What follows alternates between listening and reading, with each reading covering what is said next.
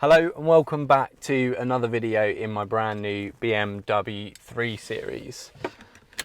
Now, I'm just a touch under 1,000 miles, so I wanted to give you my first sort of thoughts, first impressions, little things I've noticed about the car in those first 1,000 miles. So I'm going to take a little drive around and let you know what I think. The BMW 3 Series, the 320i, been driving it for about 1,000 miles now. One thing I would say is I'm absolutely, completely happy with my purchase. I couldn't be happier with this car. I think it hits a nail on the spot in all the aspects that I find important when it comes to cars. So if I first compared the 3 Series to some of the other cars I was looking at, my next car after the ST was going to be the Golf GTI. That's what I had in my head. This is leaps and bounds above that. The first thing I noticed as soon as I test drove this car was how much better it felt than the GTI. It just felt more premium. It didn't feel as much slower. I said in my first impressions video that the acceleration in this feels more gradual as opposed to how sudden it is on the sporty hot hatches. This car is still quick, but doesn't feel quite as quick. And if you look at the interior quality of the 3 Series and the BMWs compared to the VWs, it's no competition really. The materials feel nicer, the seats are so much nicer. There is so much more to this car than there was to the GTI. And although this is more expensive than the GTI, I'm happy I paid the extra to get this level of car over the VW. I genuinely believe the tech inside of it is class leading. Better than the Mercs, better than the Audis. I know some people have had problems with CarPlay in this car. I'm yet to notice any problems because it's Bluetooth. I prefer to plug my phone in for CarPlay because that way I know it's connected.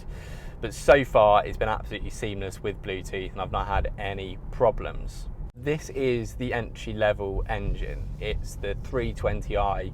It's the lowest power engine they do in the 3 Series, especially for petrol engines.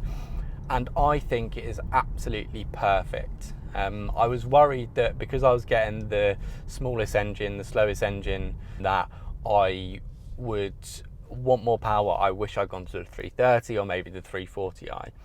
So even though this is the entry-level engine, I really like it. And I think if anyone's considering getting a 3 Series and they're worried about the insurance cost on the bigger engines, from experience, the smaller engine is absolutely fine and it's still really fun to drive with. A negative about this car is the fact it's so much bigger than the previous cars I've driven. It's so much bigger than the GTI. It is way bigger than my ST, which was my previous fun car. Now that makes stuff like parking a little bit difficult. The reversing camera is pretty useful. I still don't fully trust it. I'm still looking out the windows and looking behind me to check that I'm parking okay. I think you can get the 3 Series with upgrading parking tech, which has stuff like a bird's eye view and more sensors, which will generally make it a bit easier to park. Which actually leads me on to my next point, which I wish I'd spec this car better. I wish I'd put more packs on it. Because at the moment I've got the M Sport Plus pack, which I'm really happy with. I love what the pack gives you. It gives you the upgraded 12-inch screen, it gives you the big dials, it gives you those lovely 19-inch alloys, which I can't explain how much I love. And then it gives you the black trim around the grille. I've not got the upgraded sound system, which comes in the comfort pack, I think, or maybe even the tech pack. I don't have the heads-up display. I don't have electric seats. I have manual seats. I don't have an electric boot. I have a manual boot. All of these things I think would be really nice to have. So I'm not saying I'm unhappy with the spec of this car. It's just some things I wish I could have forked out on, upgraded, and made it the perfect car. Stuff like the wireless charging pad. I always put my phone down in this little area and it would be perfect for wireless charging. That being said, I absolutely would not have got the deal I got on the car if I'd upgraded to all the other packs The reason I got the deal on the car was because it was the spec it was. So I'm quite happy with it as it is. I just sometimes wish I had a nice heads-up display or an electric boot. If I touch upon the fuel economy, it's okay. It's not anything special. I get about 450 to 500 miles in a tank. It cost me about 60 quid to fill up. I'm not really getting this car for the economy. I didn't get the diesel version, I did get the petrol version, and so fuel economy is not too much of a big problem for me at all. You can drive it in eco mode, which gives you an absurd fuel economy and makes you try and drive well, but I drive it in sport quite often and actually enjoy the car.